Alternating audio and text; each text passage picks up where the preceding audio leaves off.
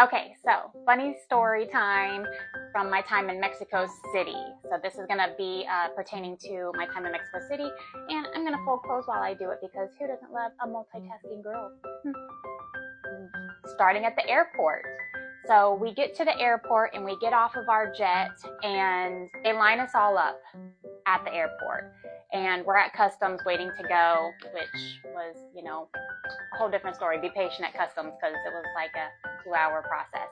So anyways, you're waiting to go through, but Mexico customs works a little different. So what they do is there's a button. That's right, a button. And when it's your turn, you go up and push the button. Yeah, you push the button. And if the light turns green, you can go. If the light turns red, they pull you and your luggage into a room to go over everything. So it's like Russian roulette at the airport. It's like you push the button and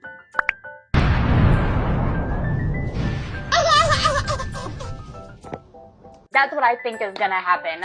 I'm like, what? You're just waiting to explode. Yeah. Luckily, I got green, but the person behind me got red. Whoopsie. So sorry. Doesn't mean that I was safe. Oh no. No. When I finally got back to my room and I got my luggage, it was like, I felt like Goldilocks and the Three Bears, Somebody's been in my luggage. Luckily nothing was missing, but suspicious. So anyways, so that started that. And we're going to Chapultepec Castle the next day, and we're at the castle. They're actually kind of rushing us because they have like an event or something. So our tour was actually being rushed, which is fine, except I wanted to take pictures and videos and things, and I was actually traveling solo in my little group, so I didn't have my travel partner with me to take photos. And so, of course, I was like, let me get a photo, and I asked, a random person to get a photo of me, and as soon as the photo was done, I realized that I had lost my group. Nowhere to be found. Yeah, this is the photo. Yeah, nowhere to be found. So, of course, like a sane person that I am, who has zero survival instincts, guess what I did? Not stay there till somebody found me. No, I went searching. So, we're gonna just go get lost in Mexico City at the castle. Luckily, somebody did find me. Thank goodness. There was a lot of people around, so, we didn't stay lost in the castle. Are there worse places to be lost? I could live in a castle. Okay, so the next morning we had to wake up for the hot air balloon experience. If you don't know me, I am petrified of heights. That's right, yeah, I don't do heights.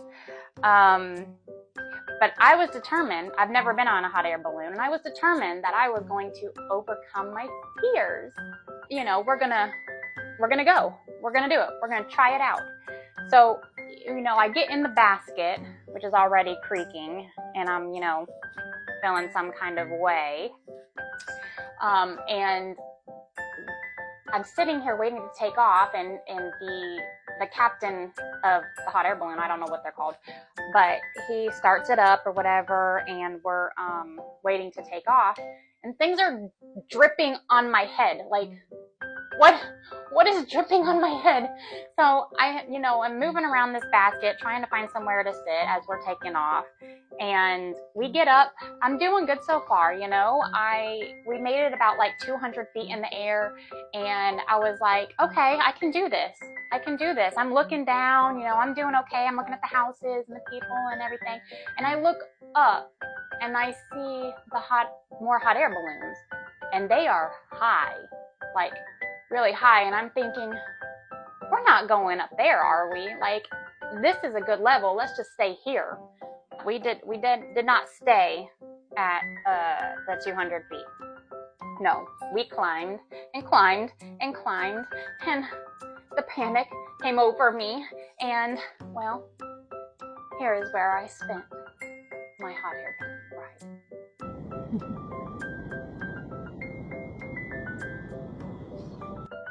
So memorable. Thank goodness a travel partner took the stick from me, and at least I still got photos and videos from the trip, even though I did not see it. You know, hot air balloons are very scary. They move, in fact, and you can see through them. It's just a wicker basket. Who thought this was a good idea? I don't know. So thank goodness, though, that on our trip we had a doctor, and she happened to be in my basket. So she helped me through my panic attack till we made it to the ground. Yay. Thank you, doctor. So lastly, we got brave on the last day that we were there, and me and my the travel lady that I went with, we decided we were going to be brave. We were going to go find a pharmacy by ourselves.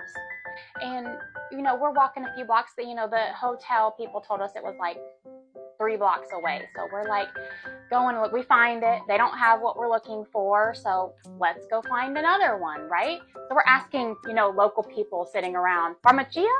Pharmacia? And they're like trying to point us in the, you know, directions.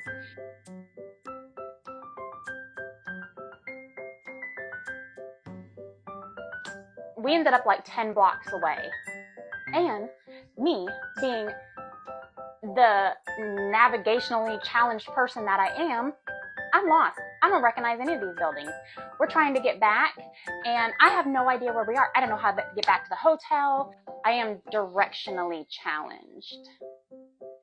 So I don't recognize anything, and I'm starting to panic a little bit. I'm starting to panic. We're walking, and we were gone for a couple hours trying to find our way back to the hotel. And finally, it dawned on me that I could just call the hotel and somebody could give us directions. So I pick up my phone. Yes, I've had my phone this whole time. And I'm looking up on Google the hotel so I can call them. And that's when it dawns on me. I could just look up Google Maps. Just walking around lost, and it never dawned on me that I could just look at a map, find my way back. Follow along for more travel stories. Up next is Easter Island.